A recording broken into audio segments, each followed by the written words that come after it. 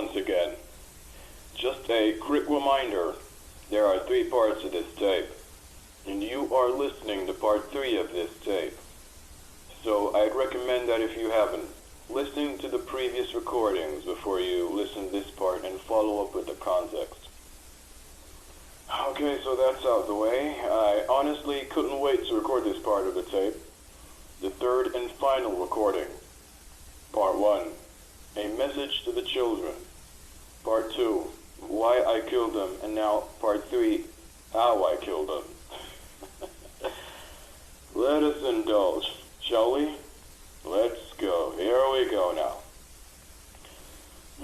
Who should we start with? Oh, ladies first. I may have problems, but I am a gentleman. Okay, let's go by alphabetical order for the females. A, B, C, Charlotte. Charlotte Emily, otherwise known as Charlie, the nickname they gave her. She was actually my first kill, so it makes sense for her to be the first. Now, I was going through a rough time beyond belief. My youngest son died, my hatred for Michael, and my colleague Henry having a much perfect life than I did. And I thought, if anything bad can happen to shake his life a bit, I'll work my magic somehow. I took time out and thought about the idea. Then I got one. I don't know where it came from, but it just snapped out of nowhere. Kill Charlotte Emily. Sounds pretty bad, but not so bad if you look at it from my perspective. There is a need for understanding and not judgment. So one night I made plans for the murder, but not on that night.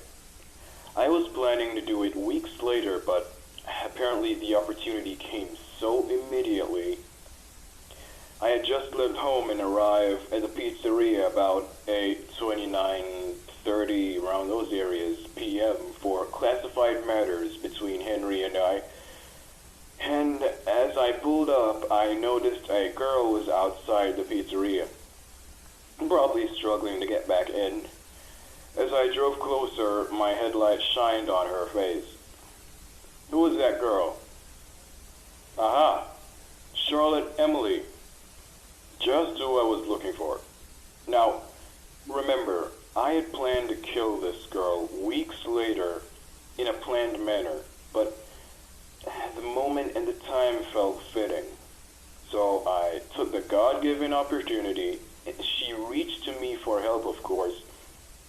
She claimed the other kids in the pizzeria locked down the puppet and who was supposedly be protecting her, and locked her out the pizzeria while Henry wasn't around. Now, learning that Henry wasn't nearby gave me the direct go-ahead to do as planned weeks later. I wasn't that prepared, so I didn't have a proper knife. However, I had a box cutter. That was good enough. I grabbed a box cutter from under my car seat and took her away from the windows so I wouldn't be seen doing the act. Then I gave it to her. I restrained her against the wall, covering her mouth so she squealed as loud as she could, except it wasn't loud. I rammed the knife through her about 14, 15 times. You know, I would like to imagine that's how much I did. I hope it was 15. One less would feel too out of place. So, as she squealed as loud as she could, she was bleeding out, squirming violently, and dying slowly. So I decided to just let her bleed out for the remainder of the night. I dumped her body behind the trash can in the back alley, jumped into my vehicle, and drove off. I felt as if I accomplished something. Blood was all over my hands, and of course course on the box cutter. So I had to rush to a nearby bathroom to clean myself up to return home just in time for dinner. This is my first kill. Now, before I go to the other kids, here's more on that story. Over time, I noticed that I felt a weird presence in the building. Even when it was just Henry and I always felt like a third person was standing over me. It felt like Charlotte. I do not know. I don't know. She's dead. I killed her. And it felt like she was right there, right in my presence. Over time, I was brought to my knees, convinced that Charlotte Emily is still here. Weird occurrences were happening in the pizzeria, by the way. This led me to do more extensive research into the soul and the spirit, and the concept of life after death. The more I dug deeper into the rabbit hole, the more I wanted to indulge. I had to do an experiment to see if this would happen again, of course, so I did. Now, jump to the year 1985. I killed 4 more children. Gabriel, Fritz, Jeremy, and Susie. And how I did it, I used the company's Bonnie suit to gain their trust and lure kids into that eerie room where it all happened. But it was dark, which made it easier for me. A, B, C, D, E, F, G, H, I, J, K, L, M, N, O, P, Q, R, S, Susie.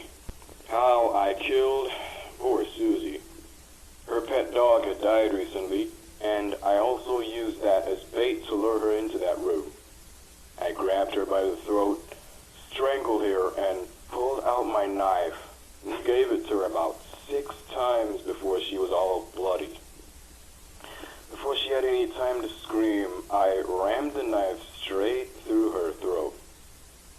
She died slowly, quick enough to be efficient, long enough to make it last. I hit her body in Chica's torso.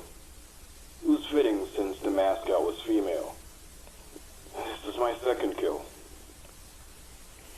A, B, C, D, E, F, Fritz. How I killed Fritz. I slashed the knife in his face, slicing his forehead open, bleeding. Then I grabbed his head and slammed it a couple of times into the wall before he simply died due to the severe head trauma. It was a quick kill, but enjoyable if you ask me. Think about it. I stuffed his body into the torso of Foxy. He was quite a tall kid, so he somehow would not fit inside Freddy or Bonnie. Foxy was just right. I thought so too. This was my third kill. Moving right along the line, A, B, C, D, E, F, G. Gabriel. How I killed Gabriel. I grabbed him, threw him to the ground, and stabbed him over and over again, till I noticed his eyes were lifeless. Of course, he was squealing with my hand over his mouth, but it was only for a while. At this point, there was blood everywhere, but of course, I had to cover my tracks along the way of each murder. I stuffed his body into Freddy. Of course, he fitted just perfect. This was my 4th kill. Oh, and Gabriel, I know you're listening to this. I don't care.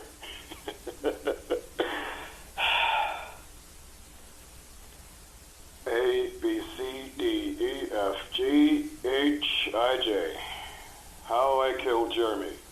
Now, I had to make my supposedly last kill special. So, I did something I haven't tried before. I restrained him. Then, wait for it. I rammed the knife straight through his heart. Now, the amount of blood gushing was unbelievable. I felt like I was finally satisfied. Now, on top of wanting to experiment with Remnant, killing those kids were a blast of fun and enjoyment. I stuffed his body into Bonnie's torso. That was my fifth and final murder. Now, I'd say that let's just kill his sixth child. But, of course by now, all the animatronic mascots were occupied with the kids I previously killed. I took a break. I also took time off to observe if they'd be alive in any way possible, just like the case with Charlotte. By now, chaos started to emerge. Missing children reports were all over the news. Confusion escalated. Freddy Fazbear's Pizza was under a lot of pressure. It was close to going completely bankrupt. Above it all, no one really knew what happened. And that's the good part. A long story cut short, I got so fascinated with the remnant and the power I can get over the use of it. And that inspired me to open a sister location and to build animatronics designed specifically to capture a remnant, if you know what that means by capturing remnant. That's a whole different story. You've reached the end of my recordings. Well done. And as for anyone else who has listened to all 3 parts of this tape, you just gave it all away. I know where you are. I know where to find you. I know the tapes are not where I left them. I know these tapes are being played right in your home, on your monitor, on your television. But don't run. That is ineffective.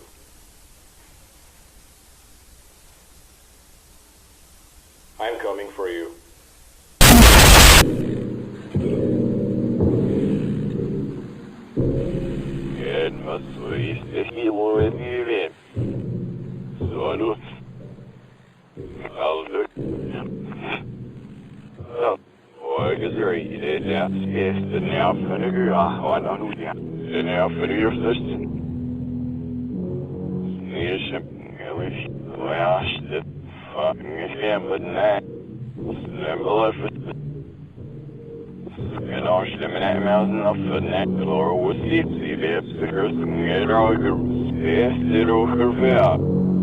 Fine.